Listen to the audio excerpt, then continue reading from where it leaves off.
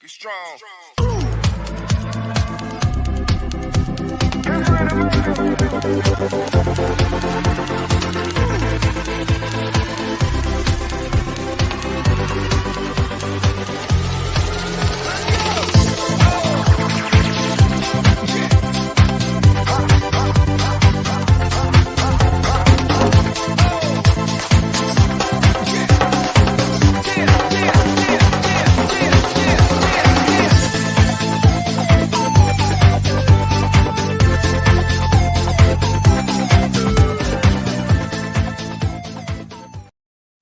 Alrighty, well, good morning. Happy Monday, October the 10th, here on the TNC Sports Talk YouTube channel. Let's get our heads on right here on a Monday as we get ready for another busy week and as we get ready for another week of sports and a lot to talk about, a lot to go about. We have to kind of take you back a little bit because we had a busy weekend, anything from high school football to college football. A lot of NFL games going on this week, another London series, a couple other surprises, things, and it's, I think the season for the NFL is starting to become more clear, more relevant to me. And, I just maybe don't want to accept reality or accept faith in certain teams. My Rams are not playing so good, especially going up against the Dallas Cowboys yesterday and losing. Gosh, I was just so frustrated in that game alone. But there was plenty of football to talk about. And on top of that, the notion is we got to cover wrestling. A lot to talk about what happened on Friday Night SmackDown, what happened at Extreme Rules, and getting you guys ready, transition into tonight because it rolls over. Monday Night Raw begins tonight, and so there's a lot that we can start diving into and covering. And I think the biggest notion I think you could take away from the weekend, at least I do, I think a lot of people do, is just the simple complexity of, hey, Extreme Rules, an event this past weekend, back on Saturday actually, that was shockingly very surprising. I came in here and I gave you the ins and outs. I thought Ronda Rousey was going to win. I thought she won. I thought Bayley was going to win. I'll talk a little bit more about that, but I thought Bayley was going to come in and win, and defeat the, Bianca Belair, becomes new Raw Women's Champion. And I was just a little disappointed because, that's the whole purpose of the reasoning behind Damage Control winning gold, was to eventually get her on path to winning gold as well. Now maybe it doesn't come as quickly, but we will. I still strongly believe that we will be seeing gold around Bayley's waist here very shortly. Now Ronda Rousey won back on Saturday, and I think the overall conception is when you put someone up against Ronda, you can't bet against Ronda. It just doesn't happen. It doesn't work that way. So when you have Liv Morgan, and I'm not going to say nothing, there's nothing negative towards her, towards her championship run that we've seen, but Liv Morgan just doesn't have, I don't know. I felt like her title run has been stale. There hasn't really been true opponent to go up against Liv Morgan. And we're getting into the season where we need, or I think we expect, or we, definitely expect someone promising to hold the title for, right? We're starting to, I say, October 10th, we are now in the swing or in the mode to get ready for WrestleMania next year. Or do you guys agree on that? We are, some of the storylines that are taking place now are inbuilt for events like Crown Jewel. You got Survivor Series, Day One, the Royal Rumble, Elimination Chamber, and then WrestleMania. There are 6 events gonna happen between now and WrestleMania time that all leads up to the final ultimate story. And I guess I don't know what their plans on for Charlotte Flair if and when she returns. Now I thought maybe I mean I couldn't see 2 titles changing hands, and matter of fact, coming into Saturday, I really believed that Bayley was going to win the Raw Women's Championship, and that Ronda Rousey, someone was going to come back and just defeat Ronda Rousey, and cost Ronda Rousey the match. That's what I thought. But we'll dive more into that a little bit later on in our program. I want to talk a little bit more heavily about Extreme Rules, getting you guys ready for Monday Night Raw. Apparently there was some controversy going on with the Bloodline on SmackDown. So we'll talk a little bit about that. Karrion Kross beating Drew McIntyre. Finn Balor and Edge in an I Quit match.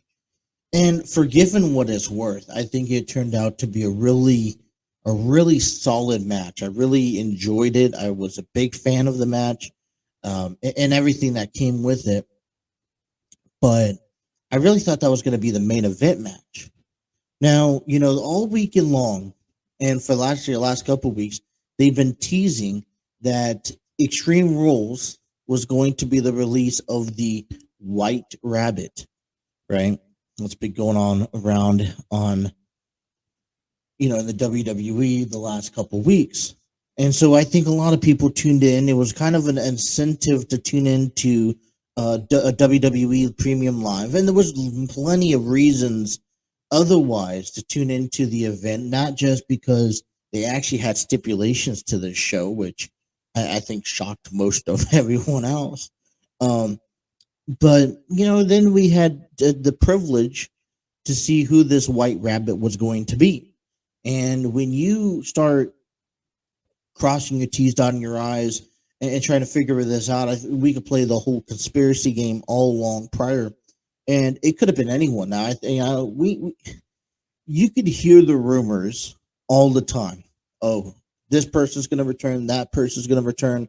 But until you see them return, it's kind of difficult to make that judgment exactly who is going to return and make the impact. Now, everyone was going back to, Bray Wyatt, right? And I was one of the many that also believed Bray Wyatt was going to return. It's been something that, he hasn't been in television or doing anything for years. And I just, for ever since he left last year. And I just think that, in my opinion, okay, this is just me taking information for what it's worth and sharing along among you guys. There are professional athletes. Okay, let me put it this way. There are always going to be athletes. There are always going to be professional wrestlers. There's always going to be entertainers. There's always going to be people out there that want to work for the WWE. And there are going to always be people among the AEW roster, among the Impact roster, among the New Japan roster, among AAA,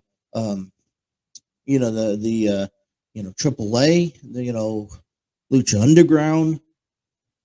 Wherever you go, there's going to always be people that want to work for the WWE. And there are always going to be, and WWE is always, okay, and I mean always. I know this is a big, bold statement, but I'm going to say this. WWE is always going to be a program that growing up, you're going to watch, and you're going to say, I'm going to work towards that. All right. I mean, until you sit there, until you have your WrestleMania match, because let's face it. I mean, don't get me wrong. AEW puts on decent products, puts on really good, product out there. Impact is a great show to be on, but WWE has and probably always will be the stepping stone. And if you're going to climb a mountain, if you're going to want to thrive, to get better, to be at top of the mountain, you're going to have to go through the WWE. Let's face it, okay? There is no one in AEW right now that is at the top of the mountaintop up there that has not gotten credit outside for another promotion. Okay, Chris Jericho has had success in the WWE and in WCW and in New Japan Pro Wrestling. Jon Moxley was known. Bryan Danielson, and here's the thing, they've had success in the indie wrestling circuits. Okay, let's not forget about those talents. But the difference is that there is a huge difference between working for WWE and working for one of these indie promotions. Now, unless you're a guy like Kenny Omega, okay, or the Young Bucks, right, where you're only known locally. I mean, don't get me wrong, Kenny Omega's had an awesome career. He's had a Hall of Fame career, but I've only known Kenny Omega for the last, 5-6 years.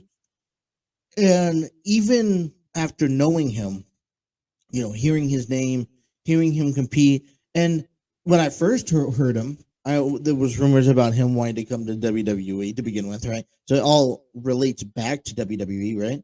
But when I first heard about him, it was about coming to WWE, and then it's simply just going from there, right? I mean, I think everything that you can say ties back around WWE. And there are very few athletes that are capable of making their name, establishing their career worldwide, and put it that way, worldwide, without stepping foot in the WWE. I mean, Bobby Roode, James Storm, AJ Styles, Samoa Joe, Sting. I mean, Sting was well established prior to that. Ric Flair, Hulk Hogan. I mean, name me besides maybe Kenny Omega, right? Besides Kenny Omega, because that's the only one that I could think of. And besides what New Japan Pro Wrestling is doing right now, because I just don't know enough about New Japan. Tell me a athlete that has never, ever stepped foot into WWE that is not at the mountaintop. Okay, Matt Cardona has been in the WWE. And then and then we'll start diving into guys like Darby Allin and Sammy Guevara, and then that's fine, but they're not there yet, right? Wardlow's not there yet. MJF is almost there. He's not there yet. CM Punk, WWE. WWE is the footprint, is the top of the line, right? When you reach WWE, you reach the top. Now you could go left, right, slide, but everything's at a slant, right? So when you see AEW, they're up at the mountaintop. They're not at the top, but so if you had not in WWE, there's a reason why a lot of people still want to be at WWE. You go out to, and it's the other thing, right? It's about simply winning. It's about making it to WWE, being on a Raw, being on a SmackDown, having some sort of title, and ultimately trying to main event WrestleMania. And I think if you don't have those clear visions in your head, it makes the road to your success a lot more challenging. Now, what we're seeing over the last few years is that, hey, you can write your own, your own story, your own career, and it doesn't have to be exactly how everyone else's. But WWE is still the platform, and so when we see Bray Wyatt return back to WWE, there's still people out there that are still loyal, that are still dedicated, still think WWE is a great product, and we knew that this was all we needed was from WWE was to allow Bray Wyatt to have his own control. I mean, if you saw Saturday night. And hey, spoiler alert here, but if you saw Saturday night, and we'll get more into this in our program, but if you saw Saturday night, you saw Bray Wyatt return, and you saw this demonic, you saw this teasing of Bray Wyatt, bring in the entire Firefly Funhouse alive. That's what you saw. You saw the entire Firefly Funhouse characters come alive. And then for a moment, it didn't really make any sense. But you got to see something that AEW doesn't normally pull off. And this is thanks to the hands of Bray Wyatt making his return. I can't state it enough. I mean, Bray Wyatt is an essential to professional wrestling, and it's underestimated. And the only question now is where direction is he going in? We're going to have to dive into that a little bit more in our program. Basically, I want to know more about who is his first opponent, what direction is he headed in, who is he going to get involved, because as people come back and now there's a, room for, character changing. There was a rumor out there that Bo Dallas may be coming back. Could he be a part of Bray Wyatt's success, the Fiend's success?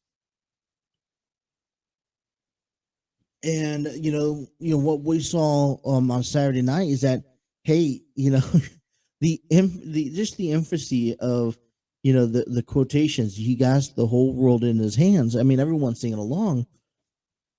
He does, and it's his own little universe. And WWE gets the honor to express that, and gets the honor to allow him to go places. And so another big return in the WWE as Bray Wyatt makes his debut back on Saturday night. So something very exciting to start paying attention to as we approach ourselves to Crown Jewel, approach ourselves to Survivor Series, Day 1, all the way up until WrestleMania. This is what the road to WrestleMania looks like. It doesn't just necessarily start at the Royal Rumble. These are storylines that gather back prior to that. So we'll talk a little bit about that. We're just kicking things off on a Monday. Hey, those Bengals lost, and they did something.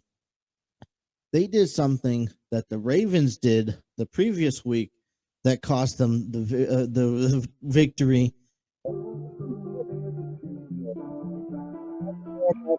Get you ready for the NLDS that begins tomorrow, and so much more.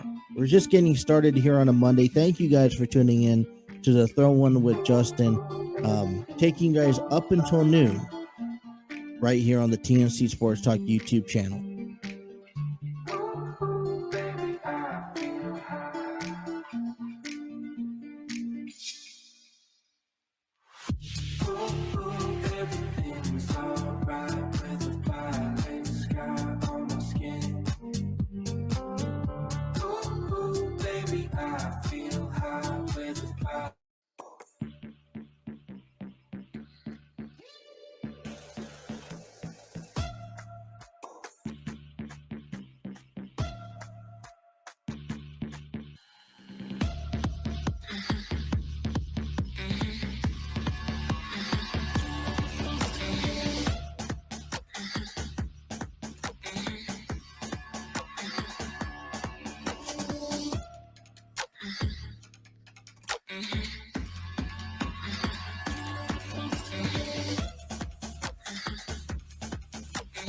All right, welcome back here on a Monday morning, 10:26 on the TNC Sports Talk YouTube channel. Take you guys right up until high noon on a Monday. And I had a good relaxing weekend. Nothing too crazy. You know, my oldest got a chance, ended up my oldest daughter got a chance, was playing. They went to the pumpkin patch on Friday while I was at work, and I guess she kind of rolled over her ankle, and she was kind of limping all weekend long, back and forth. So it kind of took this opportunity because there was a lot of sports going on this weekend. You know, between college, between the NFL, and between baseball and the playoffs. Just to kind of sit back, relax, enjoy the weekend, not really do a whole lot of anything. It kind of saved me because I got a chance to stay home, watch the game, watch both, the third game of the Padres and Mets game, and the Bengals, at least majority of it, with the wife on last night. So, it was actually very, I want to say it wasn't like important games. I know the Padres was an important game for me to watch, but Sunday, primetime football game, you get into the Bengals, and whenever Bengals play underneath the lights, I think it just scares you a lot. I mean, I'm terrified whenever you see the Bengals in a primetime position to play under the lights. And I mean, coming into this weekend, I think, give credit. I told you guys it was either the Bengals are going to show the 0-2 team that still needs to be worried about, that still needs to be concerned about, or they're going to be the 2-0 advancing their streak to 3-0, with against the Ravens. And now, I mean, and I've said, the Ravens are going to be the tough battle in the AFC North. And this is the prime example because even though the Ravens, and where I feel last week what happened, with the Ravens taking the chance, not capitalizing on the chance, listen, I think everybody is okay with not being it, with kind of taking the chance once in a while, right? When you go for it on fourth down, when you decide not to kick the field goal compared to basically, going for it and missing it, and it could eventually cost you a game. There were plays last night that the Bengals went out and they should have won. They should have got points on, and then I think the one familiar play was fourth down. It was fourth and goal, and it was towards the end of the third quarter, and they were down. It was 13-10. And I'm like, why don't you just kick the field goal and tie the game? Because you have a better one-on-one chance to take on Lamar Jackson in a throwing competition than you do in the field goal, race. And, the Bengals go on and score another touchdown, but then, the Ravens could go on and kick 2 field goals, right? Field goals are now keeping them alive. So it's just simple mistakes that for me that the Bengals made last night that really cost them game 5. And here's the Bengals and Ravens highlights of week 5. Snap ends up hitting, but is fielded finally by Devin Duvernay, who goes down the sideline, and a busted play turns into a big gain. Give Duvernay, pure running back, halfback in there at the moment. It's a pitch to Duvernay with Ricard and Stanley leading the way down the sideline for a first down. That battery around him has changed a little bit over the last few years. Here he is from 37 yards. And what else is the linebackers coach here? Hey, Bengals fans, it's the first kickoff return of the year. Haven't had one all year, and it's a good start with one for Chris Evans, who takes it across the 30-yard line. Samaje Perine in the back. Ravens bring 4. Burrow in trouble. JPP with the sack. The 32-yard line, Dobbins to the left, got a nice block. Into the secondary he goes. Finishing the run, gain of nearly 18 yards for the third-year man out of Ohio State. The backfield for Jackson. Bengals bring 6, and Lamar fires complete to Devin Duvernay. Or do you drop 8 back into coverage? This rushing 4 here. Jackson throws complete. It's Andrews for the touchdown. The Bengals were trying to do in the passing game, completely drop coverage. We see Trey Flowers, who oftentimes has the tight end. With no huddle, try to change the mojo a little bit. Burrow pressured up the middle. He's sacked. Josh Bynes, the veteran, betting on himself as he's in the final year of his deal. It's on the run here. Fake that little pitch, and it gave him space to take it out to the 41-yard line. The 41-yard line. This will be another big opening again. It's Kenyon Drake through it this time. Into Cincinnati territory. And another first down. I think the Ravens love this guy. He loves the Ravens. Will they find the right spot? Jackson, sideline shot, too tall, and intercepted. This offense was moving, but Von Bell back in the safety position gets that over the Jackson side, pushing towards that. Thus, the inability to get a deal done in the offseason, and it will linger all year. Mixon for the first down. So Cincinnati, I think you're right, Chris.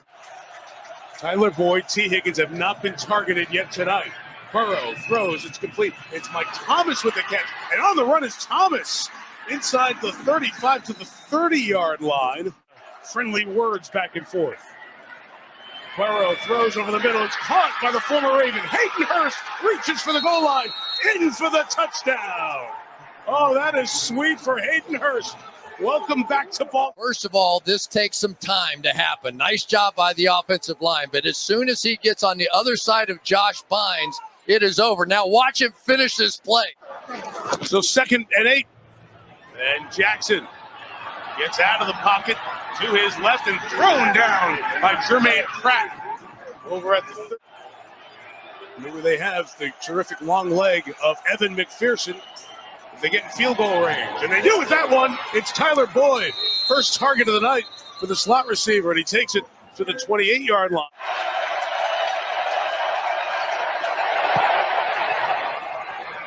Perfect. After being stopped on downs, the Bengals take over for the 41, and Burrow throws to Chase. It's an interception for Patrick Queen. His old LSU teammate gets him and gets the ball right back for Baltimore. Pounds it as usual. Makes it as usual. Burrow looking up top, chasing motion. Looking to Jamar, a little Philly special. Here is Boyd, who's going to throw, but he got hit by Marcus Peters. Back to the 15-yard line. Fourth quarter begins with 1st and 10 for Lamar, the 36. Throwing it towards his tight end. Andrews, feet down. Inbounds, a catch at the 45-yard line. What for him is a relatively easy one. 25 yards. Rockets it through, and the Bengals end another long drive with a go-ahead score. Burrow will be pushed in and is in for the touchdown. Wilcox, the tight end, was behind him. Wouldn't let Calais Campbell stop him. And Joe Burrow has tied the game with a touchdown run. Let's just be obvious about it. We know we're scrumming. Let's just put a guy right back there, and it made the difference on that play. We'll see. Lamar Jackson keeps it running between the tackles. On the move, Jackson to the outside, into field goal range at the 35-yard line. When you need it, dial him from 43. Nick Moore snaps it. Jordan Stout holds it.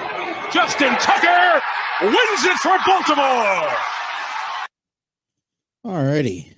Well, I think that concludes it all. Bengals go on and lose this game. Final score 19-17. Listen, it was a good game. It was a solid game. I don't think that, I Here's the way I put it. Whenever it's a divisional game, I think it was a good game leading into Sunday Night Football. I think it came down to obviously the amount of mistakes and missed opportunities. Both teams ran the field comfortably. It was getting themselves into the red zone that really possibly hurt one another because they couldn't complete drives. They couldn't finish off. They had to, stick themselves with most of the time field goals. And I don't think Baltimore was taking that risk tonight. I mean, I think that they would have gone the extra mile, but I don't think Baltimore is going to take the ultimate risk in losing the game. But what you come back around and you see how without Higgins, there's a couple major injuries throughout the game that I think you had to be concerned about. I mean, if you look at the total yardage, it was 291 to 325 total yards, 190 to 170 passing, 155 to 100 rushing. Bengals are leading on that one. You had about 5 yards per play on both teams. One interception was thrown, 3 sacks allowed for so the offensive line gotten better. But what really hurt me was just the simple notion of one, ball control, and 2 was finishing plays. Bengals couldn't finish much plays, and now you jump down to 2 and 3, where okay, the rest of the division is now 2 and 3, and we'll take a look at that here coming back from break. But this was a game that we knew that the Ravens had to, or that the Bengals had to step up. And yeah, they're in Baltimore. You'll get one more chance to come back home and face them at home, and hopefully you're praying that you can have a good session. You had a good game at home enough to beat them. But I think the bigger picture you have to look at this is that now, unless you have a better record than Baltimore,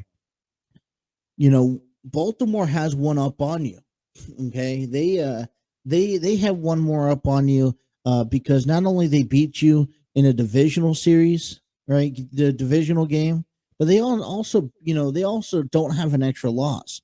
Bengals are they're going to head over to New Orleans and face the Saints this weekend, and the Bengals are going to have to face the Saints knowing that in the division, or continue their season knowing that they're going to be 0-2 on the year. That's what I'm taking away from this right now, is that what hurts the most as a fan on the outside looking in is that you have the Saints this weekend, and then you go face the Falcons before you're in Cleveland on Halloween, right? It's a Monday Night Football game. So by Halloween, which is in 3 weeks, we have to be, we can't afford to lose any more divisional games. And to go in, you can't go into week 10's bye at 0-3 or 1-2. I just think that's unacceptable, because the back half at it, you're going to have to go to Pittsburgh. You're going to have to come home to Cleveland.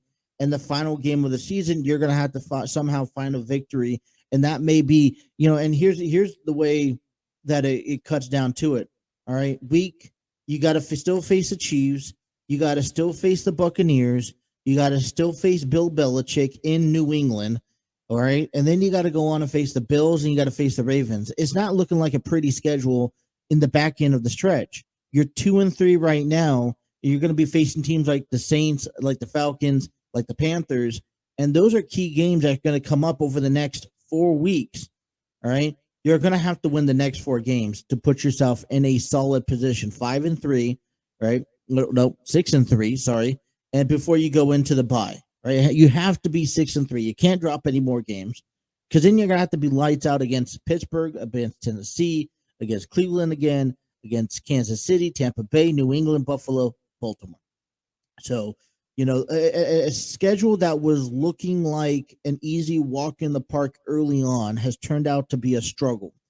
And with the Ravens looking ahead, it's going to be much more of a struggle. All right, let's take a break. Let's come back and let's talk more about the AFC North and let you know how Pittsburgh has Pittsburgh and Cleveland's done. And then we'll transition into some other sports like baseball and back to professional wrestling. All right, you guys, we're just getting comfortable here on a Monday. We'll take a break. We'll be right back. Thank you guys for listening to the Throw In with Justin here on the TNC Sports Talk YouTube channel.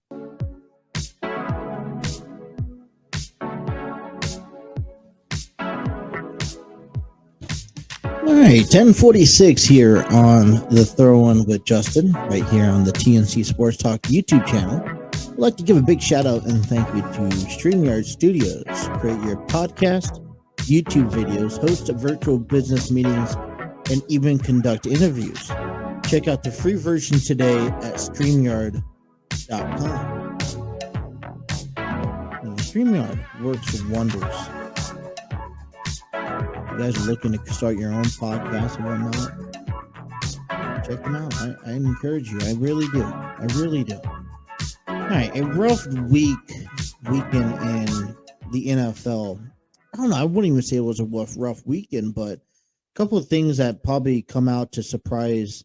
I mean, it hurts. I think it hurts, especially when the Bengals drop a game to a division rival like the Baltimore Ravens. And when you know that you had the opportunity to head into, the end of this week and be in first place after a tremendous, terrible start to the season that no one's ever thought about having. And then you go on and win 2. And then this is the ultimate tiebreaker. So, I mean, I do want to just find out and see, is this something that, last week I felt like the Ravens took advantage of, hey, we're just the better team, and even if we lose, we're still going to be okay. And the Ravens showed last night that, hey, they could go out on a limb sometimes and go for it and risk the victories, risk these opportunities, and they're going to be okay. All right, nothing affects them. As if the Bengals, last night going for it on 4th down, making that decision, it may be, wonders. I don't know if the Bengals are there yet. All right, I am concerned that the Bengals are at the position where they can go on and take those risks. And I get it. Listen, this isn't the Super Bowl. We haven't made it to the Super Bowl this year. We haven't made it to 5. We barely made it to 500. Wins. Well, not 500 wins, 500, percentage. We haven't made it to 500 football yet. Let me put it that way, right? Let me rephrase my words. And so when we struggle just to get back to 500 and we finally have an opportunity to get a leg up in our own record, nonetheless, a leg up in the AFC, and you decide to make the decisions as if you're trying to go all out at home. It's not like you're starting the season off 4-0, and if you decided to take this risk and you lose against the Ravens last night, that this was going to be, all right, let's brush it off. Let's go back to what we were doing to begin with and, brush it off like it's nothing. Because it's only one loss. You still lead the division. No, this was, you're 2-2. The Ravens were 2-2. This is not a playoff game. This was a game simply just to get ahead of the entire division. You didn't need to go balls to the walls. You didn't need to go all out. The defense was phenomenal for you guys, stopping them down to field goals. I mean, they only scored 1 touchdown to the 2 touchdowns that the Bengals scored last night.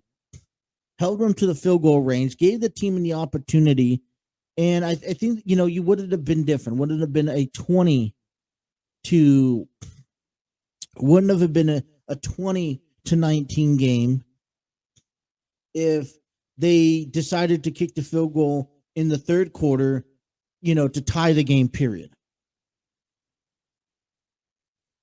So I mean, that's the frustrating part out of this is that the mindset is probably somewhere else.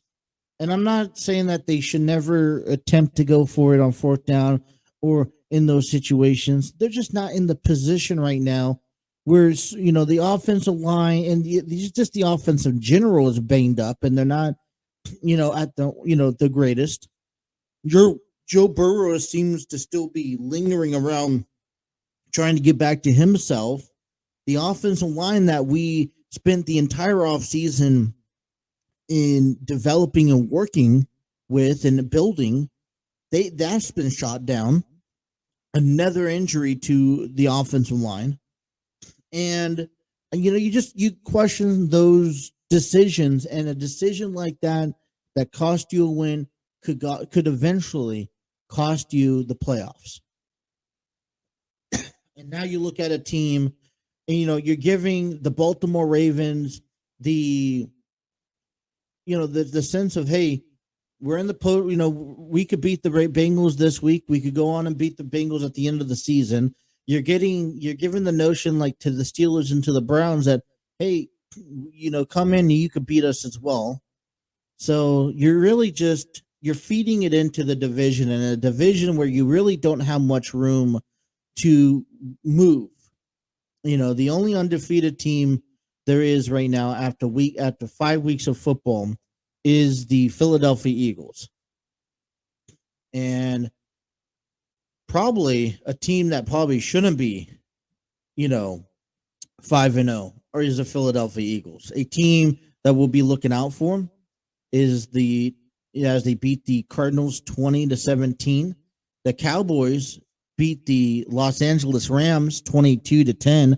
Thanks again to Cooper Rush. And now, now this NFC East that maybe looked like it was a division that was falling apart, with Dak Prescott being out. I mean, and thanks to the Dallas Cowboys, the New York Giants, who somehow pulled off a victory in London against the Green Bay Packers. A lot of teams surprised, right? I mean, I was surprised to see the Giants pull off a victory against Aaron Rodgers and the Packers. Well, you know what? They did it. And yet you still kind of feel off balance, right? The only team I think you can feel some sort of confidence is the Philadelphia Eagles, and that's because they are they were 5-0 on the season. But then you got the Dallas Cowboys, who are kind of starting to impress some people. The Giants, I don't know. I'm kind of off, but 4-1, two teams 4-1, and the Eagles are 5-0. Washington Commanders fall to 1-4 against the Tennessee Titans as they lose 21-17. 49ers beat the Carolina Panthers 27-15, putting them out in front over the Rams, who are now second in place. Who'd have thought of that coming into Week 5? The Buccaneers picked up their victory, 21-15. And what we'll talk about it this week, excuse me, is that the Browns lose to the Chargers 30-28, and the Chargers really needed this one. You fall after falling to the Jaguars, and after they needed to come back and have a nice game against Cleveland. A very back and forth, rocky game, but they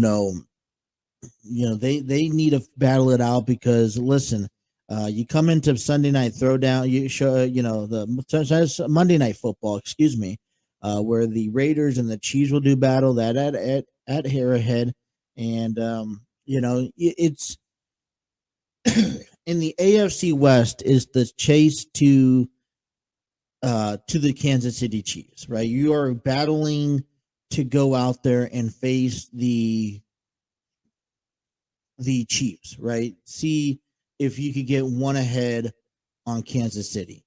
And for Cleveland, for the Chargers, they need to be able to, stay one above. They can't afford mistakes and can't afford injuries. That's why it's also very important that the Broncos win and they move to 2-3 as well.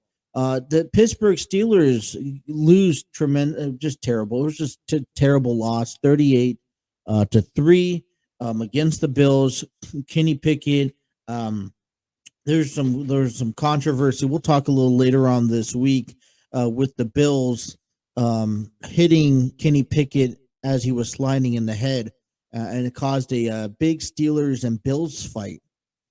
And you're like, oh boy, I mean, I get it, right? You're standing up for your quarterback. You're standing up for, the guy who is supposed to lead you guys to the playoffs. The season isn't going your way. You guys are losing to the Bills, in a game that you guys don't want to be losing to. And the only game that you really have to show for this season is a game that you should have lost against the Bengals, right? And I went out there and I was a little sketchy about the Steelers. I mean, I told you from the beginning, the Steelers and the Browns are two teams that are going to probably be at the back end of this division. But early on, this division is looking one-sided, because if you go back,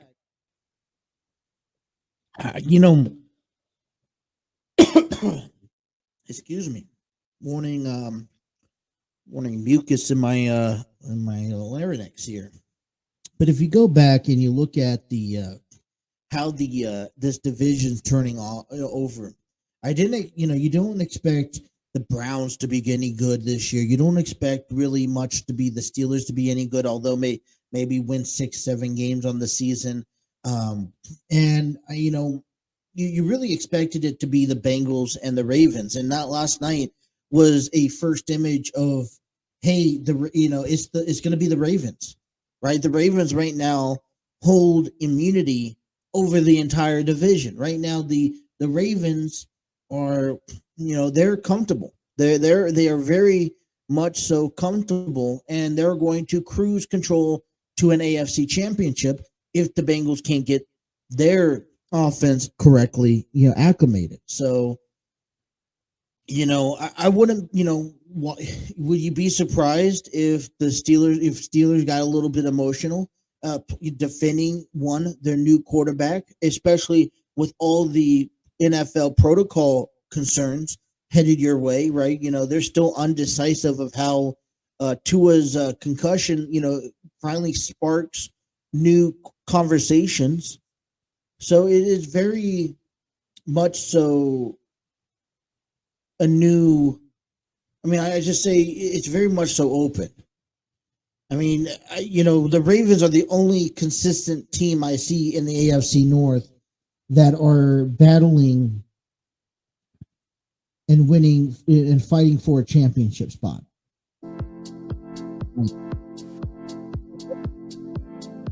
At the AFC North, we'll talk more about the fight between the Bills and the Steelers a little later on this week.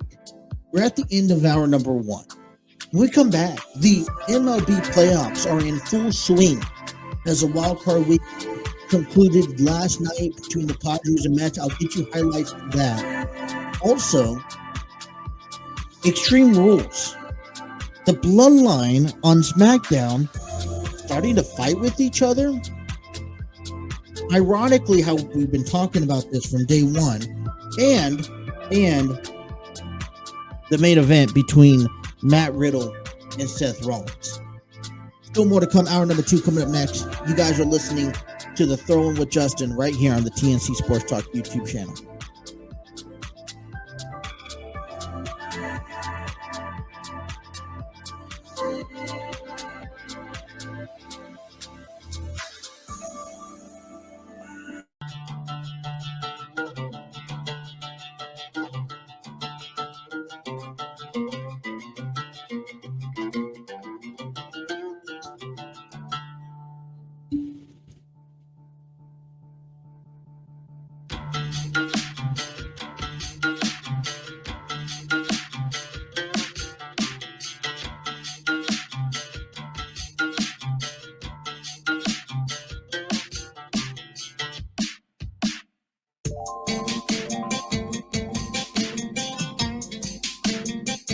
Alrighty, hour number 2 here, 11:05 on the TNC Sports Talk YouTube channel. Hey, I want to give a big shout out to Spreaker.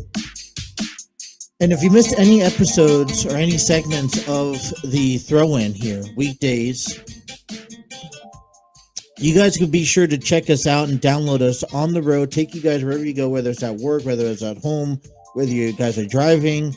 Download us and listen to us on Apple Podcasts, Google Podcasts, Spotify, iHeartRadio, Spreaker, so much more. Thank you to Spreaker being able to give us and be able to basically earn our way through podcasting throughout the day. So thank you so much to Spreaker for providing a website. If you guys are looking to provide a platform to upload your own podcast or whatnot, please check out Spreaker.com for more information. All right. I got a chance to listen to plenty of baseball over this weekend as wild card settings, implications kind of started setting in. And I want to tell you this here real quick. I don't think I really got a chance to really fairly state my excitement over the Padres making it to the playoffs, because the Padres are my team. I was born and raised in San Diego. I was a Padres fan by default. Before I became a football fan, before I became a wrestling fan, before I became a sports fan in general, the San Diego Padres was the team that was the first team that I was introduced to. It was the Padres. It was going to games on Sunday, getting a chance at the Qualcomm Stadium, getting a chance to go down onto the field, taking pictures with guys like Sean Burrow, way before the game. This was when they were letting people go into the stadium, 2.5 hours early on a Sunday, where you go take pictures with Sean Burrows, Brian Giles, Adrian Gonzalez, Cameron Maben, Chase Headley, Trevor Hoffman. Those players would be on the field. You get to stand on the warning track and just, take pictures with players that would come by and want to take pictures and sign autographs for you. Well, so Padres were my team. Grew up watching them, grew up listening to them on the radio, and, it's been nearly 15 years since I've really got a chance to see the Padres in the postseason. And, I'm not going to count 2020 as a year where the Padres really went to the postseason, because, they were expected to be a good baseball team to go to the postseason, but they did it on a shortened season, on a shortened, year, where they only played 62 games. Last year they fell apart, and it's kind of one of those things with the Padres. One, if you're young enough to only witness the failures that the Padres have had, all the losing seasons that the Padres have had in the past, it is kind of, I think, still so unsurreal that the Padres are finally making it to the playoffs. But I think for second is that, they went on and they played the New York Mets this weekend. They took it to all 3 games, and especially yesterday's game, which I'll play the highlights for here in a bit. But yesterday's game, I think it was still very nerve-wracking, because, you knew how well the Mets were. You knew how well the Mets, they won 100 games, and you got to go play the 100 games, right? You got to go on and win these ball games. How do I put it? In all honesty, without trying to sound like I'm crying, as a fan for the Padres, you kind of always seen the negatives, right? You've always seen the losing season. It's been nearly 15 years since they really officially went to the postseason. And when they did, they normally lose to maybe the Cardinals, as they used to always do. So, maybe, it was exciting that they didn't have to play the Cardinals. It was the Mets, but that's still no right. Hey, they're playing on the East Coast. They got to play against the New York Mets.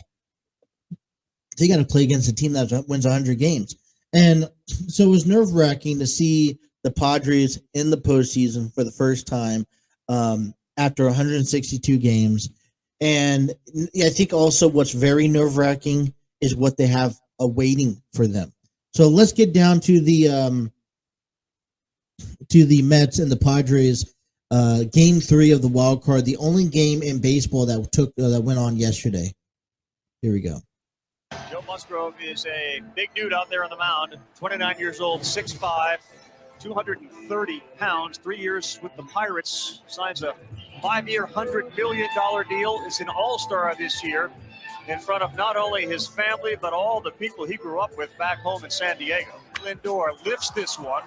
This is shallow right field, and that's Jake Cronenworth, the second baseman. He's there. And just like Bassett, a 1-2-3 inning for Joe Musgrove. Underway at Citi Field on a Sunday night. And so now Austin Nola gets a shot with the bases loaded. Nola on the ground. Lindor can't get it. Bell's going to come in to score. Him follows him. What a job by Austin Nola as the Padres are on the board first.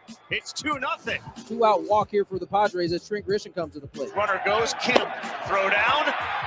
Not even close. Great jump by Hassan Kim as he steals his 13th base combined this year. But Hassan Kim still second base with 2 outs. Big bag. There's a great tag by Lindor also. And he hits that one hard. Past Lindor and into center field. The stolen base pays off. Grisham delivers again. 3-0 San Diego. But into scoring position goes Profar. Now Manny Machado has a chance to drive him in. And Manny the other way into right field. That's going to bring in the run. Soto's bunt moves the runner to second. Profar is in. It's all Padres now as Machado delivers. Dominant performance by Big Joe Musgrove for San Diego. It is 4-0, bottom of the 5th. Alonso, McNeil, and Canna. Nobody has been able to figure him out. He has been dynamite.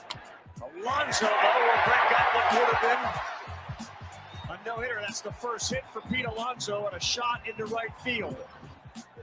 McNeil strikes out, and that's the first in about the last 60 plate appearances that Jeff McNeil has struck out. And now the pitch from Musgrove is hit in the air to right field, pretty well struck. Soto and Grisham both going back into the gap. Trent is on the run, and he makes the catch. Slammed into the fence as he made the play. Alonso's got to hustle back to first base, and Trent Grisham does it again. Now Joe's got his hat off. And boy, Buck Showalter waited to play this particular card for a desperate moment. Joe's doesn't seem bothered at all. Check behind his ears. And I love Manny's just here shaking his head. Now he's clapping it up. Pretty thorough search, and that appears to have yielded nothing. Escobar rolls one over. Myers goes to get it. He'll flip to Musgrove, and the out is recorded. Just a continuation of what he's been doing, and he gets Nito for the 5th strikeout of the night. Joe Musgrove gesturing to the Mets dugout.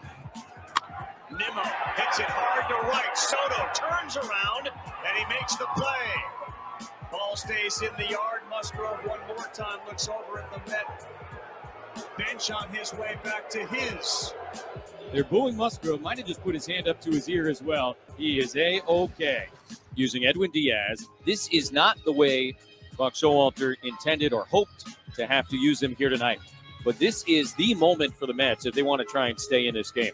Padres have a 4-0 lead in the 8th. Grisham at first, Kim at second, nobody out. The butt put down. Diaz, he lets it go. Escobar fields, and the runners go to second and third. Juan Soto coming up, 2 for 9 in his career against Diaz. Both hits have been home runs. And he hits that fair down the third baseline. Hassan Kim is in. Grisham follows. And Juan Soto adds 2 more. And the Padres are up 6-0 with 2 outs in the 8th. But like many of the acquisitions, it didn't start very well for Josh Hader. But if he can join the rest of them, it may finish really well. They seem to believe they figured out that he's really a 1-inning guy, and that's when he's most effective. Grounded slowly to third. Manny charges is. Now plays the hop. Throw to first is in time. And the Padres have not only captured the moment, they have captured the wild card series. And it's on to Los Angeles for Game 1 of the NLDS Tuesday night at Dodger Stadium. There will be playoff baseball at Petco Park in 2022.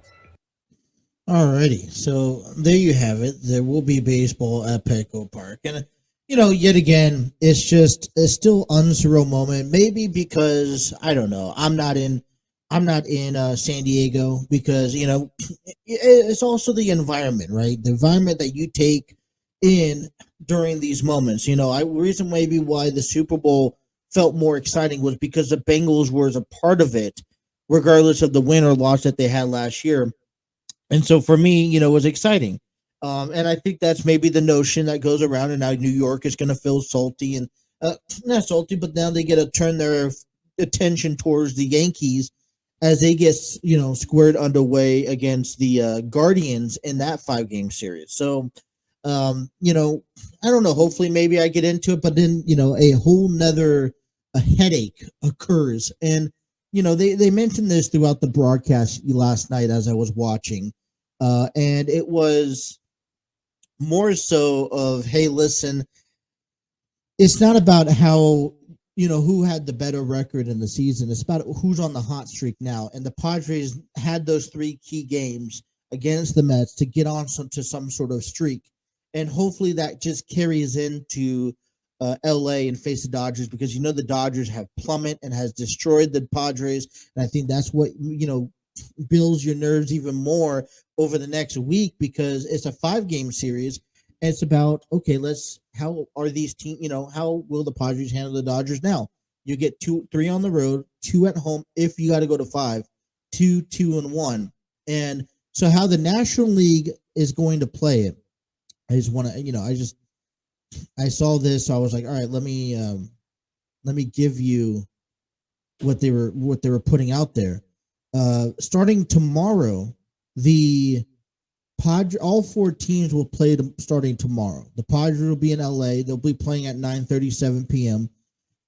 The Braves host the Phillies. The Mariners host the Astros, or over in Houston. And Cleveland is going over to New York. Now, Wednesday, the American League will be off, and they'll play Thursday, as the National League will play Wednesday and be off Thursday. And then on Friday, the National League, Saturday, all 4 teams, Sunday, all 4 teams. And if they got to go to Monday, it'll be the American League. And then basically kicking off from there is the NLCS, followed by the ALCS. So we're really winding down, and they're trying to speed this thing along, and they're doing it quite rapidly. There's no room for breaks to breathe, nothing. So, it's going to be the best of the East and the best of the West representing in the NLDS. You got the Central taking on the East, while the West, it will be the best from the West going to the ALCS coming up in just a week. And so that's how the playoff picture looks. The St. Louis Cardinals wrap up their, every team except for the Padres and the Mets had a 2-game shutout. All right. The Phillies came back in the 9th inning after the Cardinals were leading 2-0 in the 7th. They come back and they put up 6 runs to win 6-2 in a game. Go on to handle business Saturday, and the Phillies shut down the Cardinals. They shut down Albert Pujols. They shut down Adam Wainwright, and they shut down Yadier Molina for the last and final time. So we say so long to them. That is truly an ending of an era. Seattle took out Toronto, and Cleveland at home, the only home team, is going to be took care of business against Tampa Bay. Final in 15 innings as they finally scored a run. And you got to remember, in extra innings this year in the postseason, they don't have this ghost runner on at second. So, all right, let's take a break. We come back. There's some baseball news coming around the Reds as they're starting to make transitions in their coaching staff. We'll tell you all about that coming up next here on the TNC Sports Talk YouTube channel.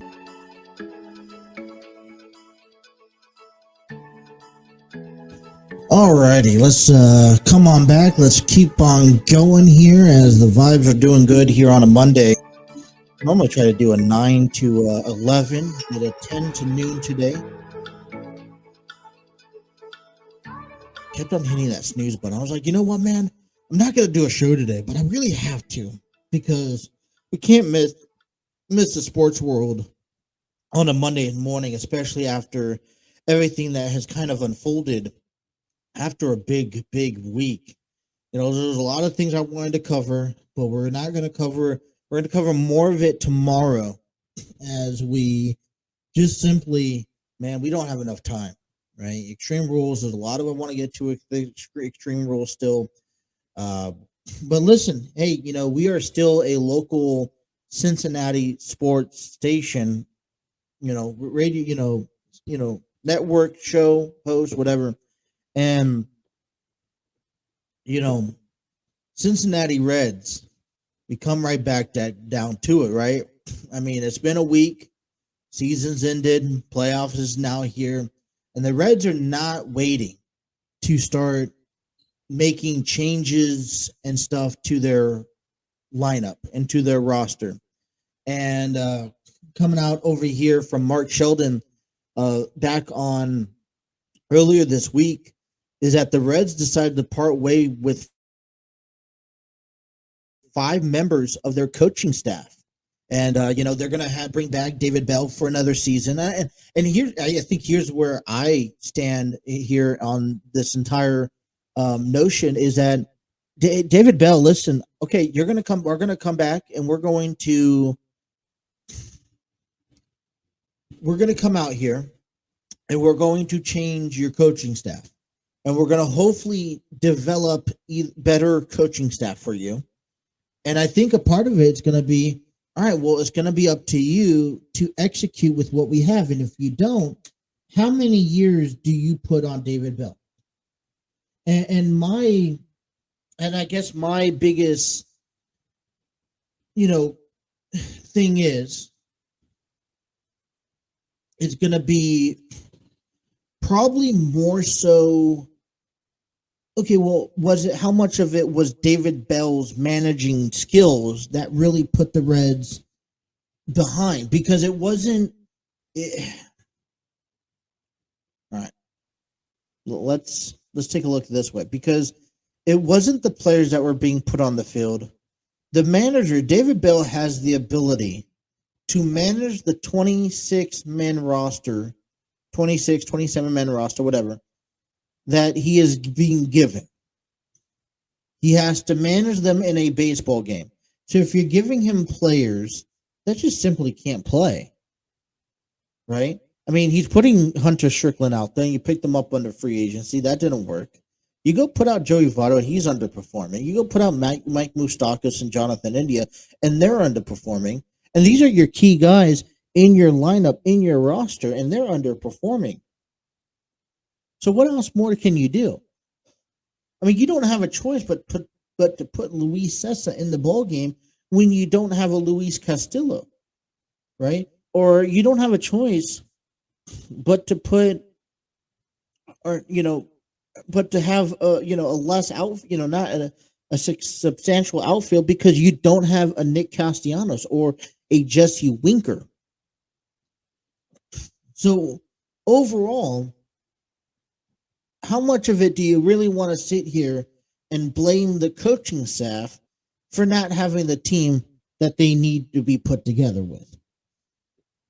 Now, I think, around this time, this is the time in the off season, because for 22 other teams, this is an off season moment. And I think that you have to now start breaking down and seeing, where do you need help on?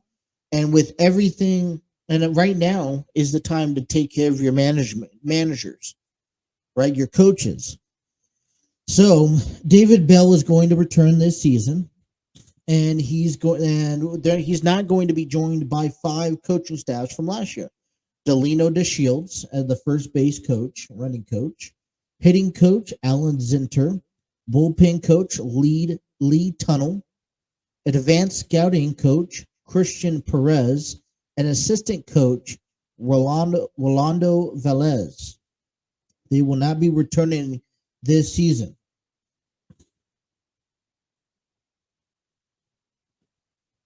And I think the manager for the Reds, this is what he had to say about that.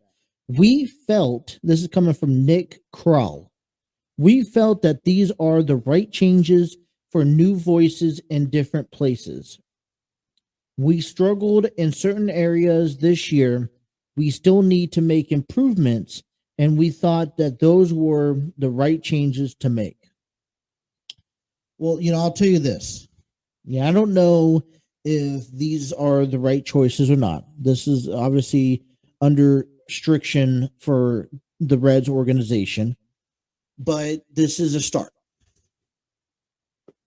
Now, who do you go in and fill in those spots is going to reflect on if you made the right choices or not. So it's one thing to get rid of coaches that obviously did not, that off of a team that did not play well. And I think of that way because it's not like these guys are not coaching them properly. And it's not like these guys are not doing their job. They're doing their job significantly. All right. Give them a lot of credit, especially with the rough season. And I think one of the problem is that, when you have like 56 players running up and down in your roster, it's a little bit complicated, a little bit difficult. But these are coaches that have been in with Bell staff since 2019. And they're starting to be replaced. Coming from Kroll also, I think we're going to do what we can over the next couple of weeks to figure out the best people we can bring in and to supplement the staff that we already have and put people in places. I don't want to put the number on it, whether we add or subtract. So that's coming from Nick Kroll. And I will basically,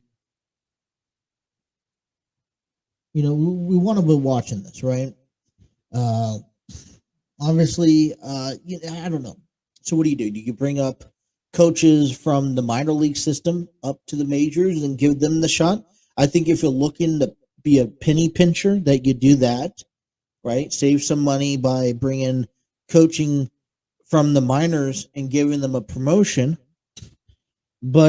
Or do you go out there on the market and see who is available? And I guess here's the other thing too, is that, you got David Bell, is that this is something that the Padres have dealt with all, for especially at the manager level, is that they would bring in guys that no one knew about. They'd bring in guys like Andy Green, who was before Jace Tingler. And it's nothing like nothing disrespectful to these coaches, right? These are great. These are good coaches. They're going to go on, and I think they're going to go obviously jump from team to team until they find a team that they can have success at. But these are coaches that you really, when you pick up players, when you pick up coaches, when you pick up managers, when you pick up players, you want to be able to say, "Oh yeah, I remember that guy." It's like when I picked up Hunter, when the Reds picked up Hunter Strickland. Yeah, I remember him playing in San Francisco. You go pick up a guy that you don't even know, and it's like who they have, who is he? And it was the same thing when with the Padres with Jace Tingler with Andy Green. It was like, all right, some guy that you had to look on the on the black web because you couldn't, you didn't know who they played for, what they did, or if they were even coaches to begin with. I mean, if that's the case, listen, I take a $50,000 check, pay my travel expenses and my uniforms and everything, and I'll go take a $60,000-$70,000 check a year to go coach for the Cincinnati Reds. That's what I do. So I don't know. We'll keep our eye out there as we get deeper into the off season for the Reds.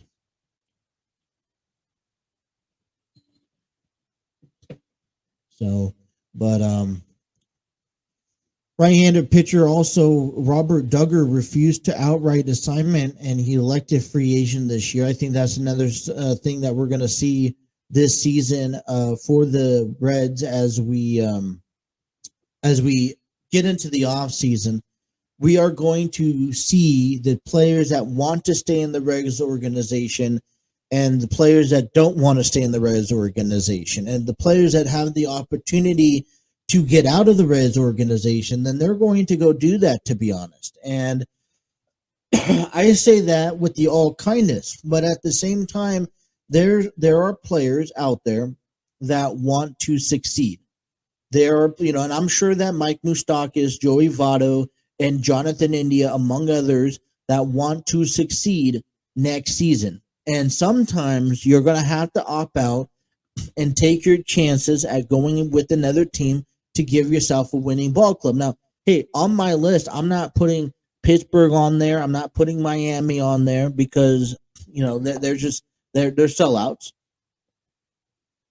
But, I'm not even putting Baltimore on my list still yet. But,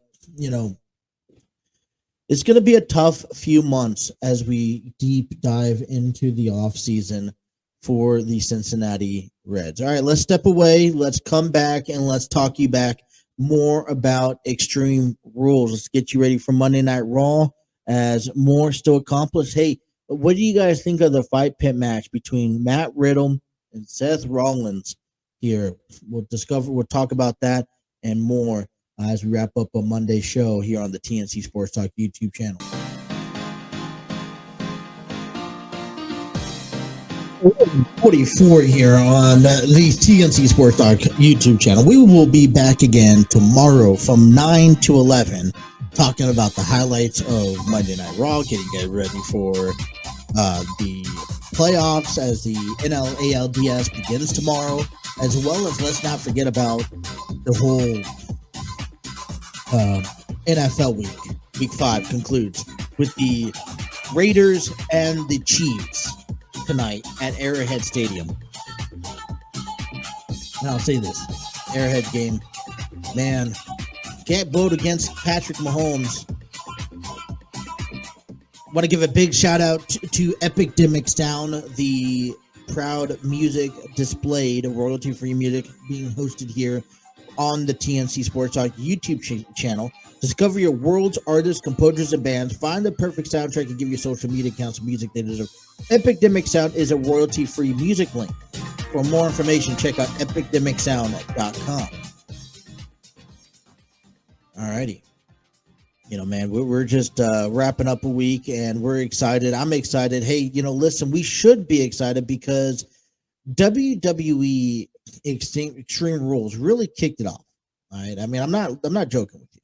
It was for one, really a year ago, this time a year ago, I would say that the WWE had some issues. They'd had problems, right? WWE had problems of what product they're trying to put out there.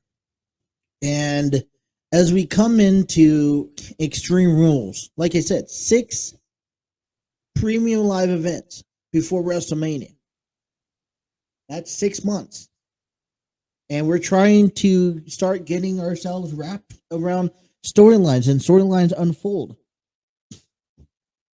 And I told you big about Ronda Rousey. I really thought that maybe Charlotte Flair could have returned to close things out and cost Ronda the match. And I would have said, okay, Ronda, Charlotte, no titles needed, because realistically, no title is needed between these two females.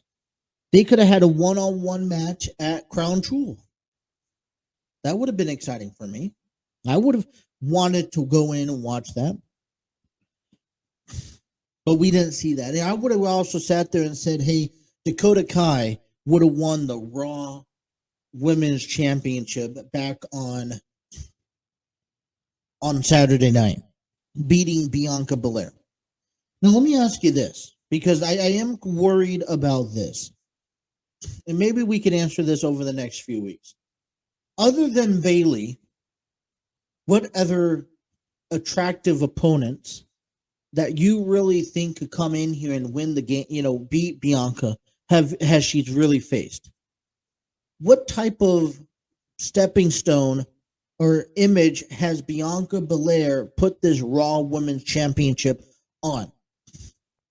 Okay, this was a big notion for the past year since SummerSlam of last year that she was going after a championship. And she got distracted and she ended up losing it to Becky Lynch. She finally gets it back on her at WrestleMania against Becky Lynch, and she's faced Becky Lynch, one other time? And then she's gone on for this run, and now it's Bayley.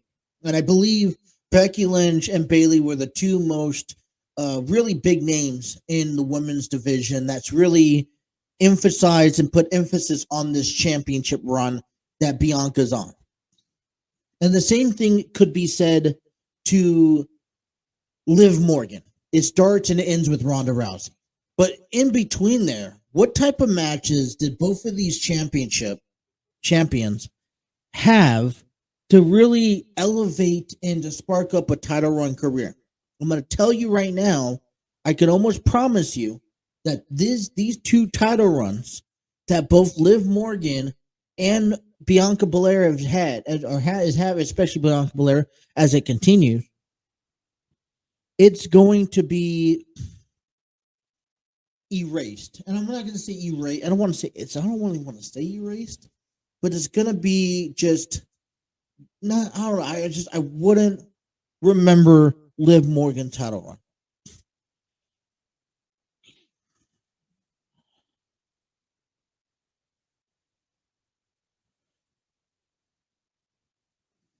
So I guess that's my concern is what has the WWE universe gained from these two women in their title run picture. Now Bianca Belair is still growing, and this is obviously not the end of Bayley's run. But I mean, it's something to think about. Now, the other thing to think about too, and we'll talk more about this, is Ronda Rousey winning the SmackDown Women's Champion again. Who is going to step up to her? Is it going to be Ronda and Liv Morgan at Crown Jewel? Because you got to admit that these last few matches that Liv Morgan has had with Ronda Rousey has really helped Liv Morgan out. Now, there's that Demolic. She was curled up in the dark corner, as WWE exclusive, if you didn't see. So, we're going to get a chance to see and kind of picture, okay, exactly what's going on with Liv Morgan. How is she going to have a character change? And I think it would be nice for a character change. I think it'd be nice for her to turn heel a little bit. But yeah, that's the women's side inside of things. Another match I was very impressed about, and I thought Imperium was going to come in and dominate, but yet we saw the Brawling Brutes. Now I'm a little discouraged about that. I would have been okay with the Brawling Brutes losing this match on Saturday against Imperium. Okay, I would be okay with that. I don't see Imperium. I think Imperium needs.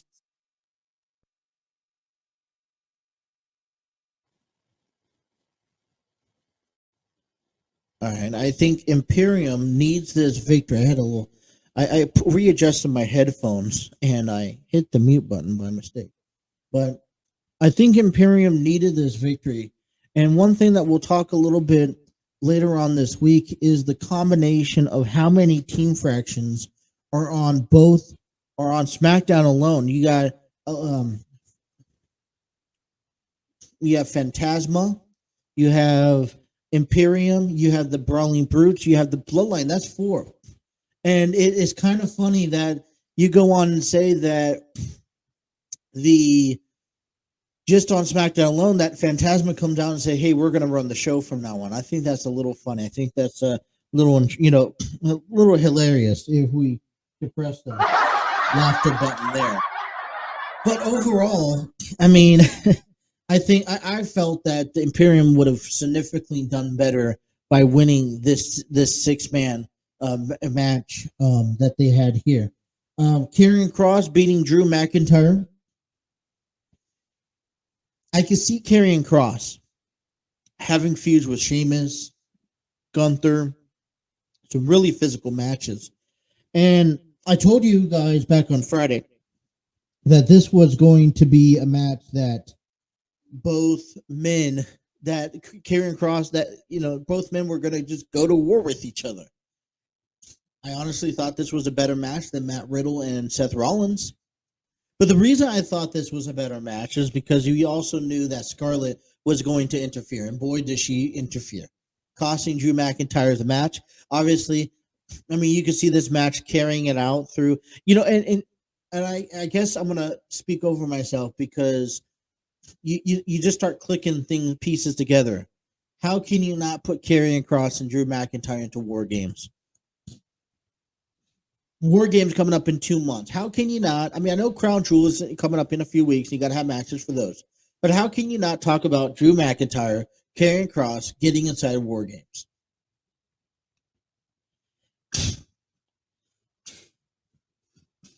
We also got Matt Riddle and Seth Rollins beating up on each other in the fight pit.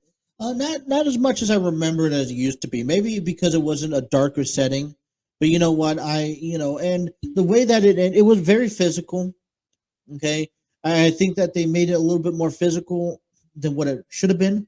Not should have been, but it didn't. It still, to me, it looked like a typical wrestling match. And when you see it, not a fight, just a wrestling match. And when guys bounce off the cages and they could come back in 2 seconds, that's one thing. But when you bounce off of cages and it hits you like it's like a fake train hitting you, I think that's another thing. The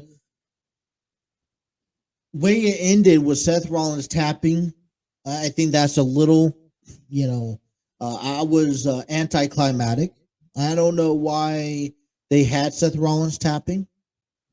I honestly, listen, if you ask me to rewrite the ending, okay, and I guess this is the only concern I have going back to Bray Wyatt returning back, right? The White Rabbit returning back to WWE. The only thing that I would have done differently was put Bray Wyatt in a return against somebody that appeared in the match, in one of the matches. Whether that would have been the I Quit match, where maybe Bray Wyatt, and I know he doesn't need to be with the Judgment Day, but with Bray Wyatt maybe costing Edge the match, or starting a feud with Seth Rollins, or somebody just in general, or Matt Riddle. But what I would have enjoyed seeing is that, because they quickly, as soon as the match was done, they quickly exit the ring for Bray Wyatt to do what he wanted to do. And don't get me wrong, that was incredible. We'll have all week to talk about that. But what we're looking for is that both men could have been counted out. I would like to see that. I would like to see this feud continue a little bit more for Bray Wyatt to be in the ring or something. Were you satisfied enough that Bray Wyatt came back the way he did? Don't get me wrong, the cinematic views, the fact that he had the entire Firefly, the Funhouse characters, how all of them were scattered throughout the arena, and they highlighted both of them, all characters, and then they even highlighted Bray Wyatt as the Fiend at ringside, and then they go to the stage where he comes through the door, and they're doing this back and forth stuff. Overall, this was very, very, very exciting. It got me goosebumps. And the last time that I had goosebumps on me in professional wrestling was honestly when I saw The Undertaker, and he came back from being in the vegetable state to face Kane, during that SummerSlam where Kane and was it SummerSlam? It was a Night of Champions. It was Kane versus Ray, and The Undertaker finally came back. It was probably about a decade ago, a little over than that. So we're sitting here, And at the end of the conclusion of Extreme Rules, heading into Monday Night Raw, and we have Bianca Belair still as your Raw Women's Champion. Does this feud between Matt Riddle and Seth Rollins continues? I'm certain that Seth Rollins doesn't want it to end as a tap out. Judgment Day got personal, really personal with Edge by using his wife, and after giving Edge the option to quit or to hit Beth Phoenix with the chair, and they still hit Beth Phoenix with the chair regardless, I think that just elevates it. We're going to hopefully hear from Judgment Day tonight. I don't know how far that's going to WWE or into tonight's show. But man, I think at the end of the day, you have to feel good about the product that they put out there. And I think for the first time, I see what I like the most about this is that you get to see the product that's being put out there, and there are questions that have to be answered, right? You go into Monday Night Raw, and you're kind of like, what is going on?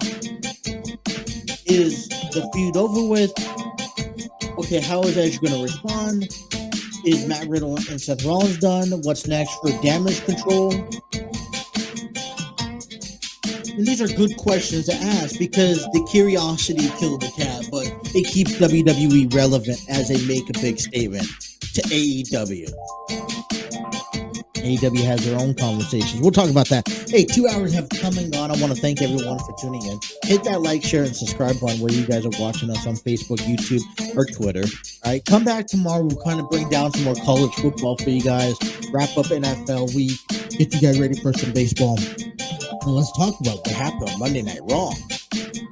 Hey, we're just getting started on a Monday. Thank you guys for tuning in. Until tomorrow, you guys all have yourself a fantastic day.